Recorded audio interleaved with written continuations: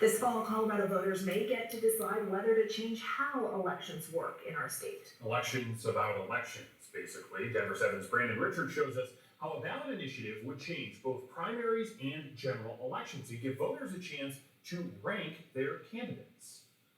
Like many voters, Stevie Rash felt he no longer had a voice in the major two-party system. A majority of Americans feel our democracy is in crisis. Last year, he started his own minor political party, the Center Party. The two major parties aren't representing the majority of voters in the middle. This year, he's not only running for state house, he's lending his support to a ballot initiative led by businessman and political activist Kent Theory. It would allow all candidates, regardless of party, to run in a single primary. The top four finishers would advance to the general election, where voters would use ranked choice voting to pick the winner. With ranked choice voting, voters vote for their candidate by preference. A candidate needs at least 50%, a majority, in order to be declared the winner. If no candidate receives 50%, then the candidate that received the fewest number of votes is eliminated, and the people who voted for that particular candidate, well, their votes are still counted, it just goes to their second choice. And this process continues to play out until someone gets at least 50%.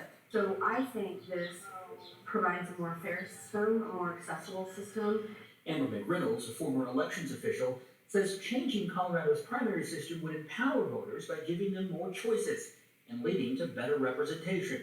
And so I think it actually strengthens the primary. It will likely increase participation. Monday, supporters of the initiative kicked off their signature gathering process. If the initiative makes November's ballot and is approved by voters, it wouldn't be implemented as soon as originally thought. I really think this ballot measure is a solution in search of a problem. State Representative Emily Sirota was able to get an amendment passed that would require ranked choice voting elections to be run in several different communities before it can be done at the state level. It could take several years, but she says this will give voters time to understand the process.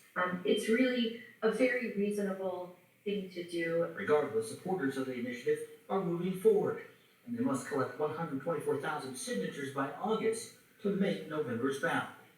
In Denver, Brandon Richard, Denver 7.